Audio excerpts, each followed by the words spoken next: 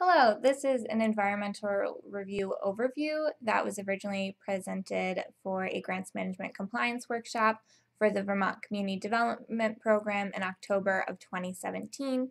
It is now being recorded in April of 2018. This environmental review overview is great for those that are not familiar with the environmental review, but also a great overview and reminder of some of the big picture items for folks that have extensive experience with the environmental review process. The purpose of this overview is to be aware of the requirement and the purpose of it and why it needs to be considered early on, and also to grapple with the understanding of how this requirement may impact the timing of other aspects of the larger project. And also, we want to emphasize where the responsibility falls for this component, the environmental review requirement. So the original grants management workshop was structured in a why, when, what, who format. So this is the format that this presentation is taking. So this is the items that will be covered in this overview. To start with, why environmental reviews? I think this summarizes it really well. The purpose of the environmental review is to assess the impacts of the project on the environment and the impacts of the environment on the project, involve the public in the decision-making process, and make better informed decisions. Ultimately, the environmental review is part of the planning process, and the environmental review goes the most smoothly when it is treated as such, when it is happening, when planning for the project is taking place. Also, why environmental reviews? This summarizes it really great as well. So first off is clients, which is to protect the health and safety of those folks who will be using the project in its end use, whether that's for housing or for economic development reasons, whatever the case may be. And we're thinking about this component. We're thinking that the project is free of hazardous materials, contamination of any sort that may affect the health of the occupants of the project. We also do environmental reviews for the environment. We want to avoid or mitigate harm. So for that, we're thinking of things like wetland protection, endangered species, farmland protection, and floodplain management. So if a project is going to have an impact on any of those sorts of things, we want to make sure proper mitigation is implemented to minimize those effects or ideally avoid those effects. Additionally, we want to ensure that funds can be used as desired. As indicated below, or previously, part of the environmental review process is identifying what mitigation is going to be required for a project. So there can be costs and such associated with mitigation.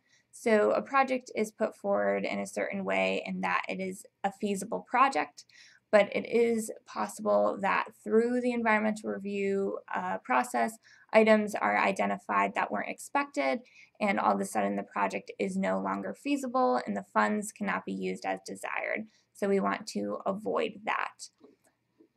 Additionally, the last two go hand in hand. We want to avoid litigation, and the environmental review process is required by the National Environmental Policy Act, or NEPA. So if folks are unhappy with the project or they don't think the environmental review is done properly, they can bring a NEPA suit on the project. The next question is, when does an environmental review need to be completed? The short answer is as early in the process as possible, generally opened at the same time or before an application is opened. And of course, the long answer is it depends. So if you've done an environmental review before, you're familiar with the concept of choice limiting activities or actions. And what HUD says is engaging in these activities prior to the approval of the environmental review compromises the unbiased consideration of alternatives and is therefore disallowed. The point is that you cannot engage in activities before there is assurance that the project will meet all federal environmental requirements. So in a non-ideal situation, when the choice limiting activities restrictions isn't a requirement, potentially a project could move forward. It's realized that compliance cannot be met, and then therefore is not eligible for the funding that the project was relying on, and then there's a half-completed project without funding to be able to complete it. So that is what we're trying to avoid with the HUD's requirement of not engaging in choice-limiting activities until the environmental review is complete. So what are choice-limiting activities? So these are defined by HUD. One of the first ones is acquisition or leasing of a property. So this includes signing a purchase and sales agreement. Signing a purchase and sales agreement is not allowed prior to completing the environmental review, but it does allow for an option agreement. If your project is going to enter into an option agreement, you really want to consult with Vermont Community Development Program staff to look at HUD sample option agreement to use as the basis of your option agreement. Essentially, there's very specific language around the environmental review requirement that should be included in that option agreement. The next choice limiting activity that HUD defines is the commitment or expenditure of CDBG or non-CDBG funds for choice limiting activities. So the first part of this is, of course, you can commit and expend funds for planning activities. You need to do that in order to complete an environmental review properly, but you cannot commit or expend any CDBG or non-CDBG funds for choice limiting activities. What this is getting at is that the environmental review looks at the entire project as a whole. So you can't say we're acquiring the property with non-federal funds, therefore we don't have to play by the rules, so to speak. We can move forward with the acquisition and then we'll do the environmental review on the rest of the project. That's not how it works. You have to look at the project as a whole. So you can't move forward with any choice limiting activities with any funding source. The next one that HUD identifies is entering into a commitment for repair, rehabilitation, construction, or demolition. So a commitment is a legally binding contract or agreement. Furthermore, HUD defines even going out to bid for construction-related activities as choice limiting.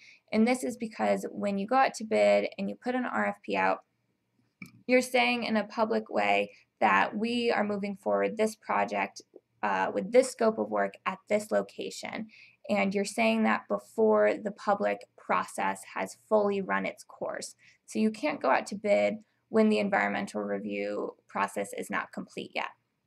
And lastly, very plainly, initiating actual on-the-ground project activities is choice limiting. So none of that can take place until after the environmental review has been completed. A note here at the bottom, which is a point worth making that I touched on previously, is that planning activities are not choice limiting, and that's for implementation grants. But for planning grants, when the planning activities are the actual project activities, planning is choice limiting. So the best advice I can give there is as soon as you identify that you will be pursuing a planning grant, do the environmental review as soon as possible. We'll get into this, some of the specifics later, but the environmental review required for planning grants is very streamlined, so it can be done very quickly. And if you can just get that completed early on, it allows to eliminate any gray area as far as initiating planning activities before you have your environmental review release. So to go back to our original question, when does an environmental review need to be completed? The long answer is it depends. The appropriate timing for a specific project's environmental review is largely dependent on the anticipated timeline for initiating choice limiting activities. So the recommendation here is to have a clear project timeline which identifies the timing of choice limiting activities and work with the environmental officer to ensure completion of the environmental review before the current timing is actually realistic, before the current timing of choice limiting activities. So you need a clear timeline of when you anticipate to move forward with those items. Also, just to address a common misconception, the completion of the environmental review is not required as part of the application, but you do need to have a good enough handle on what's going to be required for your environmental review for your project in order to properly inform the application that you're putting forward. That all being said, if you have your environmental review complete at the time that you go to a board meeting, that shows the board that the project is that much closer to being shovel ready, which can add to the competitiveness of a project. Moving on to our next question, what needs to be done for an environmental review? Here I've outlined the steps and I'm just going to go through them briefly, highlighting some main points of each step. So step 0 we have here is open the environmental review in the GEAR system. This is step 0 because it does need to happen early on, but it's very possible that some of these items will move forward offline before the environmental review is formally opened up in the GEAR system. But it is an essential part of getting the environmental review going, so it's listed early on. The next step is to define the project. The project description is very important. Remember that the project description addresses the entire project and not just the part that the CDBG funds are paying for. Although this is the first step here in the environmental review process, it is possible that the scope of work will change as a result of the environmental review project or environmental review process. So it is likely that you will have to revisit the project description later on in the process, but we need a starting point, so it does need to be defined early on. Another important point is that this project description often looks quite different than the project description that you put forward for your application. The project description for the environmental review is mostly focused on what will physically be happening at the project location as a result of the project. So if there's an expansion in a building footprint, if there's any demo, if there's any ground disturbance, if there's any new construction, or if there's any change in land use of the property as a result of the project.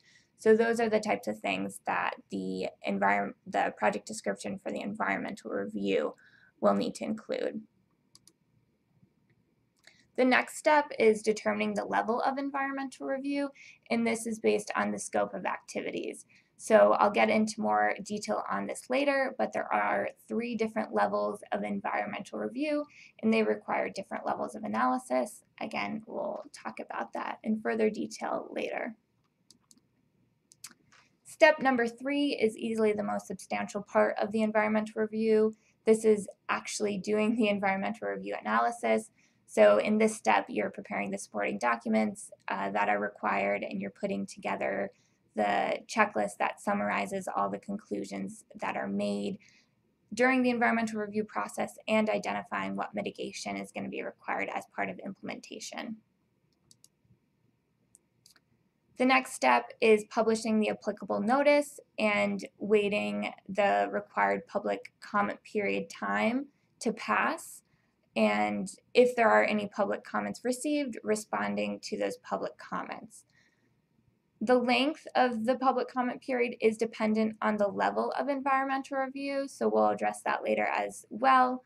The important thing to note here is that the public comment period must pass before the project receives the environmental review release, which you can see is step 5, and therefore needs to be accounted for when determining the timeline of the completion of the environmental review and the project moving forward with choice limiting activities.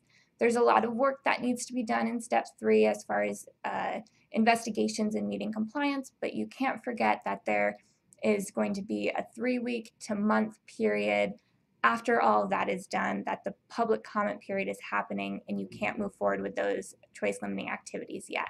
So that's a part that's sometimes often overlooked, so it's important to note. Step 5 is receiving the environmental review release. So this signifies approval and completion of the environmental review, and the release will detail any mitigation steps that are required as part of project implementation. The best advice I can give you here is to actually read your environmental review release letter and be sure it's referenced throughout project implementation to be sure no requirement is being overlooked. So that is a document you want to hold on to and not just get and be happy you got and forget about. It needs to be referenced throughout the project. Step number 6 is expending the project funds. So that's pretty straightforward. And the last step of the environmental review process is post-review consideration or satisfying environmental review conditions. So as I had noted, oftentimes there will be mitigation requirements or conditions included in the environmental review release. We need to close the loop on that after project completion to ensure that those items were actually satisfied during project implementation. So we'll need documentation to support that those conditions were met. So this is just making a point of once you get your environmental review released, you're not completely done with compliance with the environmental review because you probably have some items you need to address and satisfy later on as well. So next we're going to get into the level of environmental review, the different levels there are. So this is determined by project scope, and it determines what level and what type of analysis needs to be done for the project. The first level of environmental review is exempt environmental reviews. For our purposes, we're talking about planning grants here. Exempt environmental reviews are for projects that there's no physical work taking place. So there are a couple more bullets here, like the next 2 bullets, homeowner assistance and urgent need grants. These are very specific kind of grant programs and something we don't generally deal with in our normal CDBG program. Furthermore, there's potential for economic development and public service projects to be considered exempt, but that's only when there's no other physical work taking place as far as expansion of activities or construction of the location of where these things are taking place. So we really don't see grants that are not planning grants qualify as being an exempt environmental review very often. And I do include a note at the bottom here because it's one of my pet peeves. There's not any project that is completely exempt from environmental review, but there are environmental reviews that are completed at the exempt level. So don't ever say that your project is exempt from environmental review because that's just not true. You have a much more streamlined environmental review to do, but you still have an environmental review requirement associated with your project. So this gives a quick overview of the environmental review factors that are considered for exempt environmental reviews. This is a screenshot from our GEARS system showing that it's just a couple uploads that are required for this.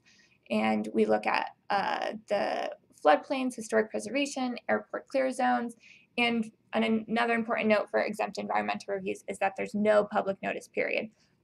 So these environmental reviews can really be completed quite quickly. The other 2 levels of environmental review are categorically excluded and environmental assessment. So these levels of reviews are for projects where there's actual on-the-ground work. So kind of the short list of things you can think about that allow a project to qualify as categorically excluded is if there's only minor rehab taking place, if the increase in occupancy or footprint is less than 20%, and there's no change in land use. That being said, there are very specific regulations and thresholds outlined as far as when a project qualifies as categorically excluded or if it's assessment level. So you always need to reference the specific regulations and consult with the environmental officer to be sure that you're choosing the right level of review.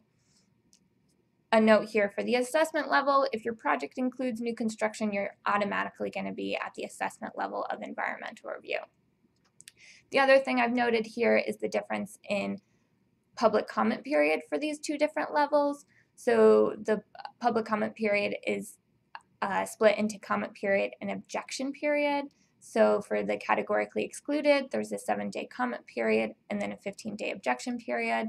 At the assessment level, it's a 15-day comment period and a 15-day objection period. So that's another area where the two levels of environmental review differ.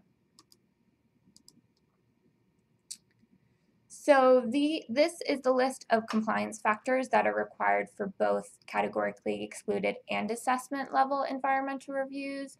These are the statutory factors that are looked at for both. And so these analysis factors have specific regulations and compliance thresholds and requirements associated with them. So there's very specific compliance that needs to be met around these particular factors. Alternatively, at the assessment level, there is additional analysis factors that are looked at. So these broad categories of analysis are what HUD has developed based on the NEPA implementation guidance that comes from the Council on Environmental Quality. So there's more specific factors that fall under these 4 general factors.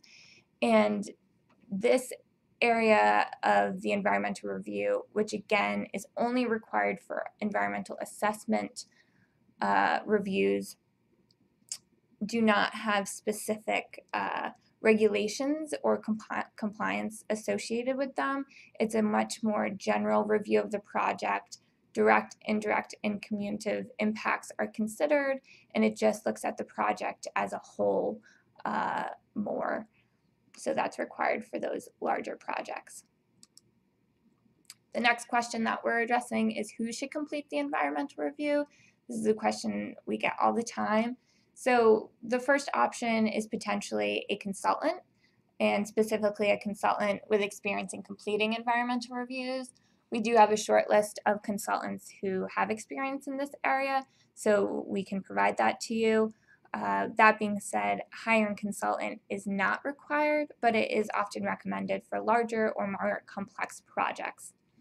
Furthermore, if you're not hiring a consultant to do it, anyone who is involved with the project can complete the environmental review. I have a short list there. I've had folks of all of those types complete environmental reviews, so it's really not limited. Anyone who has the capacity to take on the environmental review part of the project can do it. That being said, it is very important that if the individual who has been tasked with completing the environmental review is unfamiliar with the process, a meeting with the environmental officer before initiating the process should happen and is required. That doesn't mean that it's a very long, formal sit-down meeting. It could just be a phone call or a conference call of some type, but some type of communication on that front needs to happen before the environmental review moves forward too far. On this next slide, I've just summarized what we went over: the why, when, what, who. I'm not going to repeat it because we went over it, but it's a great little summary slide. And so we answered the question of who should complete the environmental review, but that also leads into the question of who is ultimately responsible for the environmental review, and that is the grantee, which is what we're going to talk about next. So the role and responsibilities of the responsible entity for the environmental review. Just a quick reminder here, who is the responsible entity? It's the grantee, which for our program is always the municipality. So the role and responsibilities of the responsible entity. In some cases, the municipality may be the one taking the lead on the environmental review process, and therefore they'll be involved throughout. Although if this is not the case and the subgrantee or another project partner is taking the lead on the environmental review, it is important to remember that it is still the municipality that is ultimately the responsible entity. At minimum, these are the 3 times the municipality needs to be involved with the environmental review process, and I'll talk through and give some more information on these 3 kind of components. So it's opening up the environmental review, they need to be involved with the public process, and the certification of the environmental review. So first, opening up the environmental review, this is done in our GEARS system, and this is done very similarly to how the application is opened up in our system for the grant application. So the best thing to do is to have the municipality open up the environmental review at the same time that they're opening up the application. So the important thing to note here is that if you are not directly part of the municipality, you cannot officially begin the environmental review process in GEARS until you have consulted with the municipality and they have opened up the environmental review for the project in the system. There's no way around that. Municipalities are the responsible entity and the grantee for the CDBG program, so it must be opened up by them. So moving on to the public process for the environmental review and how the municipality has to be engaged at that stage. First thing is that the publication of the notice at minimum happens in the newspaper that serves the project area. But at that point in time, we will also ask if it will be possible for it to be published on the municipality's website, and that's just us trying to encourage that multiple avenues for folks to access that type of notice are utilized. So if publishing on the municipality's website is an option, we will encourage that to be done. The next 3 bullets are items that all project partners will be asked, but including the municipality. So first, we want to know a summary of any additional public outreach that was done for the project. So any information around that. Also, any recent public meetings or hearings where the project was addressed. So this includes design review board meetings and such like that. And if there are any identified, we'll look for the minutes of that public hearing and a list of attendees, if available, to be provided. And this is partially because the public notice should be sent directly to any known interested parties. So we need to know what public engagement has happened thus far. And we ask all these questions about the public process about past public engagement because one major part of the environmental review process in theory is the public engagement component. So we want to make sure that we have proper documentation of what has happened thus far in case anyone, comes back and says they weren't informed and they had identified themselves as a interested party. So we need documentation around that. So moving on, if public comments are received, I will start off by saying that the vast majority of the time public comments are not received, but the public process is meant to be one of the major components of the environmental review. So if public comments are received, all public comments must be responded to individually. Also, responses must officially come out of the office of the responsible entity, as those comments will be addressed to the responsible entity because that's how it's work. The last bullet is emphasizing that developing responses to public comments should truly be a team effort, but again, just remembering that they do officially come out of the office of the responsible entity. Another important thing to note here is that receipt of public comments may lead to a reevaluation of the conclusions that had been made in the environmental review. So there is a potential to update the environmental review record as a result of public comments and address that in the responses that are issued. The next step at which the entity must be involved is the certification of the environmental review. So this happens after the comment period has passed, but before the objection period begins. So the important thing to note here is that this cannot be delegated. This must be completed by the municipal authorizing official. This is completed in GEARS, and a certification in GEARS acts at the same as a signature. And at this point in time, as the responsible entity, the municipal authorizing official should review the full environmental review record.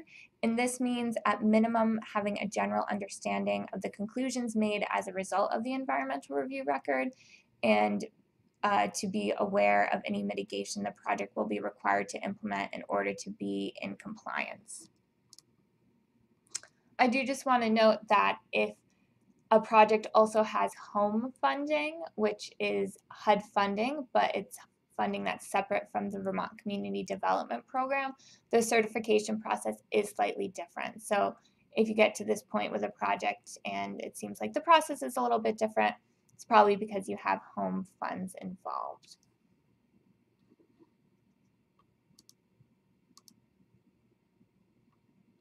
So this is a little bit to summarize, kind of navigating the public process of the environmental review, specifically for responsible entities that might not be directly involved with actually completing the environmental review. So not confident with navigating the system, contact the environmental officer or any Vermont Community Development Program staff for that point. I always say that if you spend more than a minute even trying to navigate the system and you can't figure out where you need to find what you need to find or do what you need to do, pick up the phone. Our staff is in the system all the time, all day, every day. So we can easily navigate you through that, and it's just not worth your time or frustration to waste in trying to do it when we can help you so easily. Furthermore, if you have questions about the general environmental review process, definitely contact the environmental officer. And if you have any questions or want a summary of the content of the environmental review, contact the environmental officer and or whoever prepared the environmental review. So we are here to help and support any way we can. We are partners in this, the grant process. So we're here to help. Next, we are moving on to grantee concerns, which is always time and money. Starting with money, we're going to go over what components cost money to be completed in the environmental review process, and this is if these components are required. So, as stated previously, the environmental review is part of the planning process, and there are a couple of investigations and reports that need to be completed and prepared by professionals. This section of the presentation is a quick overview of what these components are and why they are required as part of the environmental review. What this section of the presentation will not do is give very specific dollar amounts of how much these items are going to cost, and that's because it can range a lot dependent on what your project is. But we will identify the steps on how you can identify these costs and be prepared and work them into your budget early on, which is the important thing. So I did just want to go over this note on timeline and kind of cover why the costs associated with an environmental review could, potentially be problematic.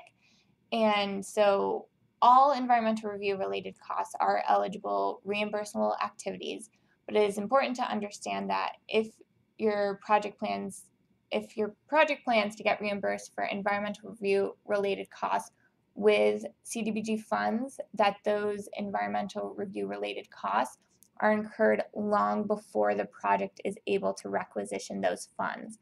Therefore, the entity must be prepared to front those costs for an extended period of time, and although the other alternative is to include the costs of the environmental review related items in the project budget as part of the match that will be required for the project. So this is illustrating kind of that lag time between when you incur the costs and when you can actually get reimbursed. So first, your environmental review is completed, you've incurred any costs that were associated with that, and then your grant agreement is executed, and your environmental review, your grant agreement cannot be executed until your environmental review is complete. So this is the series of events. And then oftentimes you will additionally have special conditions that have to be met after your grant agreement is executed before you get to step 3 in this series, which is your funds can be requisitioned. So there is a significant amount of lag time there. All this being said, it is very common that smaller entities often wait until an award decision has been made to incur the environmental review related costs. But even if this approach is taken, there will still be a chunk of time that passes that the entity will have to front those funds before they'll be able to requisition. So the important thing is that even if your entity is one that will want to wait to incur costs until a award decision has been made, there's a large chunk of the environmental review that can be done before that point that doesn't require incurring any costs. So you can, it doesn't mean you can't move forward with the environmental review at all. It's just some components you'll wait to do until you know of an award decision. So ER components that often cost money, and this is if they're required. So every environmental review is different, but these are the ones that are most commonly cost money, so if it's applicable to your project. The first one is the Phase 1 environmental site assessment.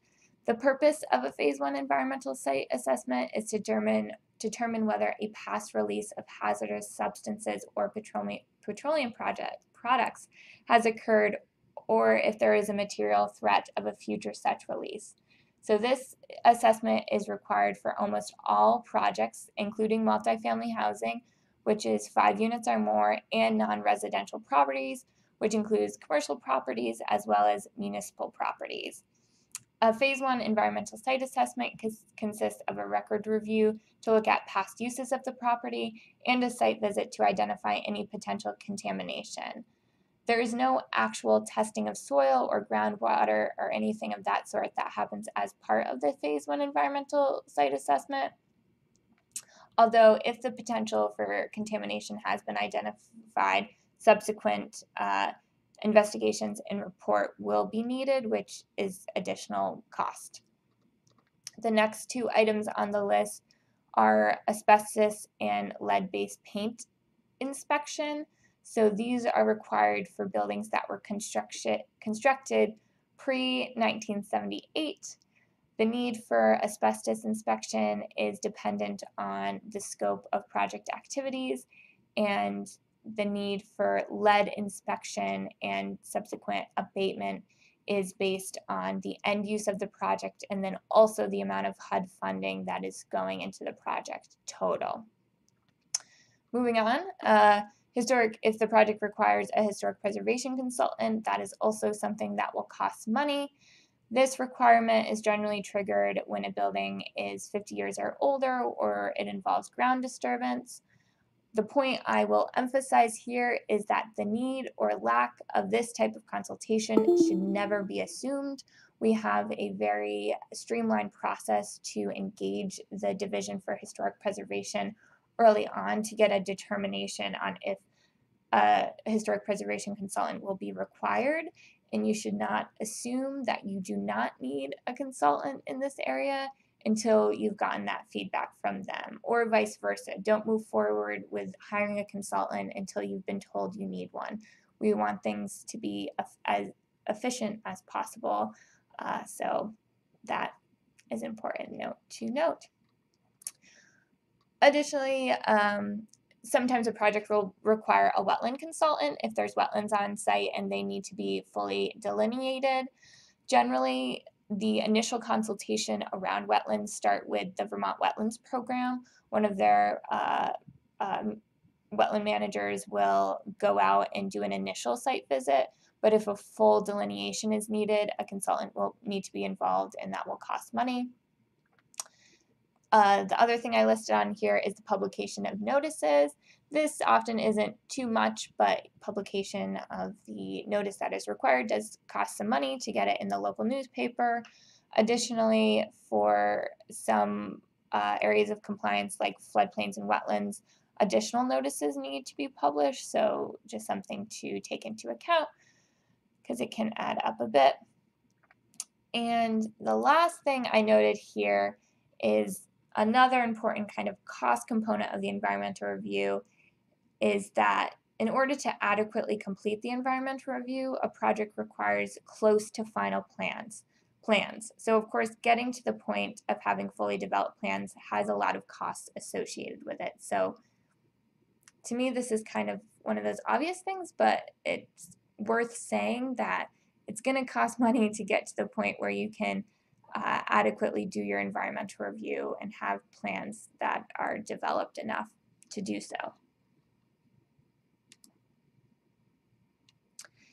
So just to flesh out what I had talked about previously a little bit more as far as getting reimbursed for environmental related costs, this is what you need to do if you plan on getting reimbursed by CDBG funds.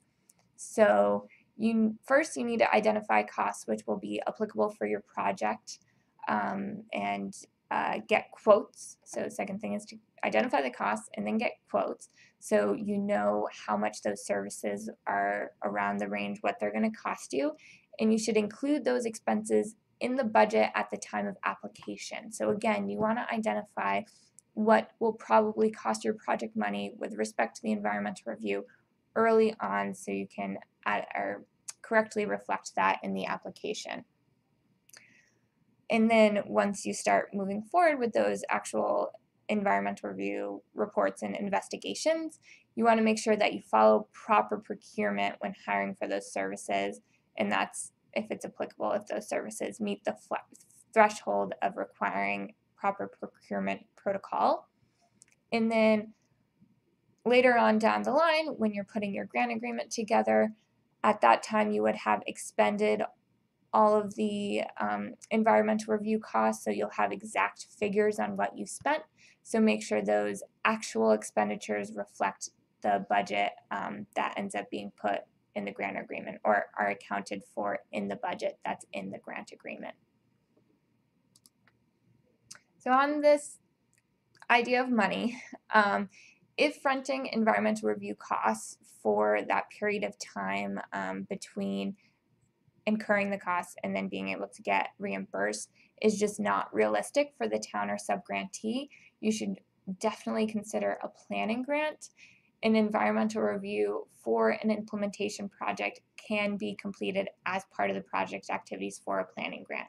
So at the end of your planning grant, you will have an environmental review release for a project, and you don't have to front any money because the planning grant funds would have paid for it. So an important note here is that successful funding of a planning grant does not in any way guarantee or imply that CDBG funding will be awarded to the project for implementation, so that there's no relation into getting a planning grant and then getting an implementation grant. Projects have to stand on their own. So next we're going to talk about time and what factors often extend the timeline of completing an environmental review. So a lot of the items listed here are ones that are also listed for the cost side of things as well. So just to reiterate a point I made on the money side of things, timing is another reason it's important to identify what items are going to require additional investigation for your particular environmental review. so you can realistically reflect the timeline in the application that you put forward for your project.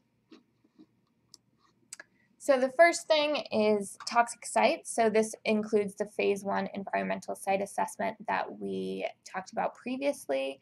The phase 1 environmental site assessment, again, is required for pretty much all projects. But that being said, most of the time, a project does a phase 1 environmental site assessment and there's no potential for contamination identified. So at that point, there's no additional funds that need to be spent on that, no additional time. That requirement is all set. That being said, if the potential for contamination is required, the next step is requiring a phase 2 environmental site assessment, and that is when actual testing of either the groundwater or the soil on the property takes place. That takes additional time and is additional money. Furthermore, if contamination is identified on site, the development of a corrective action plan is required. So again, that's another huge chunk of time. This whole process, if your project requires to go all the way up to a corrective action plan, requires significant coordination with the Vermont Department of Environmental Conservation, which is just another timing component. You have to involve another department and get their approval for things. So the timing as far as how long it takes to satisfy the toxic sites requirement is highly variable. If your project is in the boat of you had a phase 1 environmental site assessment, no potential for contamination is identified, you could have that all wrapped up in 2 weeks. If you have to go all the way to a corrective action plan, it can be 6 months or more. So it's highly variable. Projects that run into the biggest issues are ones that didn't realize that they had toxic sites issues and they weren't planning or budgeting for them, and then they have to figure out how to address those issues. So definitely want to avoid that. The next item is historic preservation consultation, and this is the Section 106 review. Consultation around architectural historic resources can be time consuming. Often there's a lot of different entities involved with that, so that can be time consuming. The other potential area of investigation or review for historic preservation is archaeology. So if it's determined that there's potential for archaeological resources to be impacted, and it's determined that there needs to be digging done to investigate, that actual digging takes time, but also we live in Vermont, so I don't have to tell anyone that you really can't dig up the ground and do the proper investigative work when the ground is frozen in winter, and sometimes longer for us. So the work is seasonal. So if that investigation needs to happen, your environmental review could potentially be on hold while you're waiting for the ground to thaw. So it's really important to identify the need for that investigation early on. Also, no surprise, this requires coordination with the Division for Historic Preservation. So again, just that coordination with them, the approvals that are required from them, that is time consuming.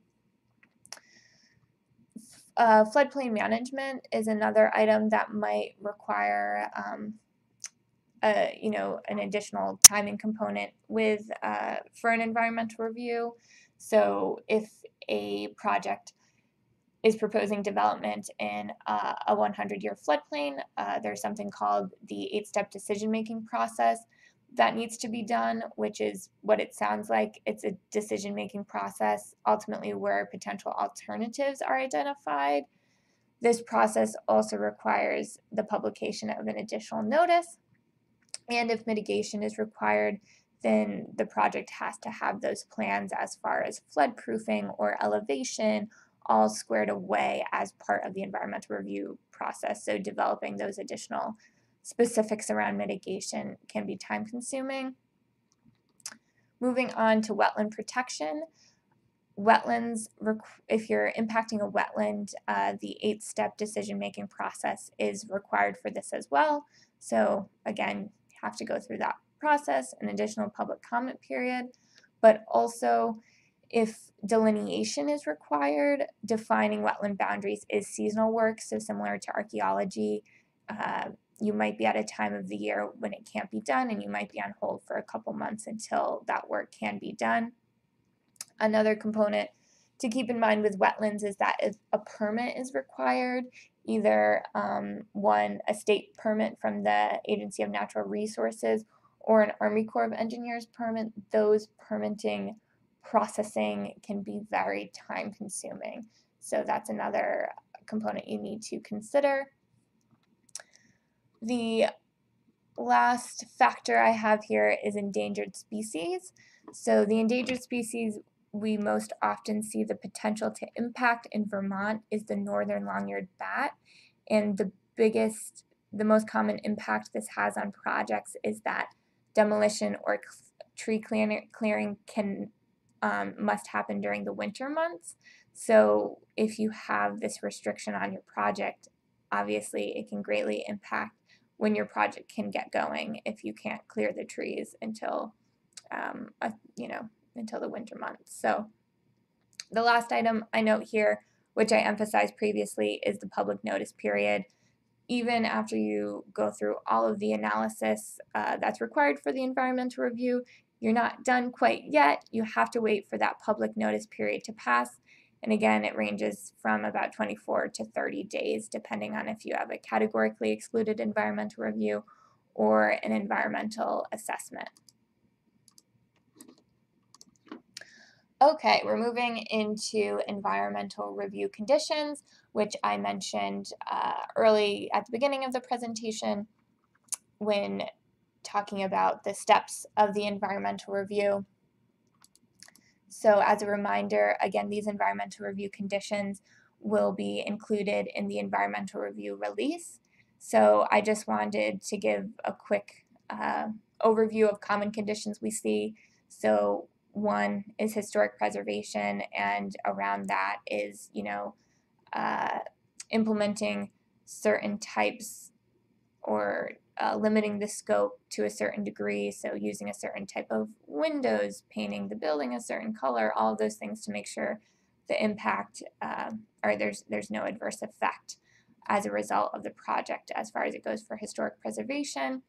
On the other side, for like archaeology, there could be a buffer area put in at the project location to make sure that ground disturbance doesn't happen in that area because it's archaeologically sensitive. Another item is toxic sites. So again, if your project went all the way to needing a corrective action plan, the actual implementation of that corrective action plan and the cleanup work is something that you would do as part of project activities. So we would need documentation that that was fully completed. Also, any lead, asbestos, or mold abatement are common conditions we see. Radon testing and potential mitigation is pretty much required for every project. Any floodplain management or wetlands mitigation that was required, or endangered species. So again, these are just common conditions that we see. And on that note, I said it again, but I'll say it before, make sure you read your environmental review release when you receive it, and be sure you fully understand all that is expected to achieve environmental review compliance during implementation of the project. Read your environmental review release, make sure you understand the conditions. These are some that you might see on there. The last note I like to make on conditions is the fact that everything cannot be a condition. The point of the environmental review is to assure that project activities in the location have been chosen carefully and that compliance will be able to be reached for the project. So you can't say, oh, we're not going to look at archaeology right now, we'll just make it a condition. That's not how it works, because then we would just make the entire environmental review a condition. So the condition is meant to be a very specific plan that outlines the plan and the details for mitigation, and it can't be just an "it will get done" statement. It can't say, yeah, it can't just be a general statement. It has to be a specific plan. So everything cannot be a condition is the point here. And with that, this is the end of this webinar. Hopefully it was helpful to you. The important takeaway is that in the environmental review process, don't feel overwhelmed. We are partners. Never hesitate to reach out with questions or concerns. And the environmental officer, myself, I'm always available for meetings. Even if you worked on a lot of environmental reviews before, never hesitate to schedule or just pick up the phone and call me about how to approach a certain project's environmental review, because they are oftentimes, they require slightly different approaches. Different circumstances come up that give different questions. So even if you are quite seasoned, don't hesitate to call me. Even if you're a newbie, don't hesitate to call me. So definitely always ask questions. Another important takeaway is that communication with the responsible entity, the municipality, is very important, because again, they're ultimately responsible for the environmental review. So we really want to emphasize that. As far as other resources, the agency has an environmental review webpage, which can be found on the ACCD website. So the outline I've put there is the path you have to follow to get to the environmental review page. Some great general overview documentation there, guidance resources, and then some very specific stuff for folks who are going to be actually doing the environmental review. Again, I'm the environmental officer and my email address is there. And with that, thank you so much for watching and listening. Again, I hope it was helpful for you.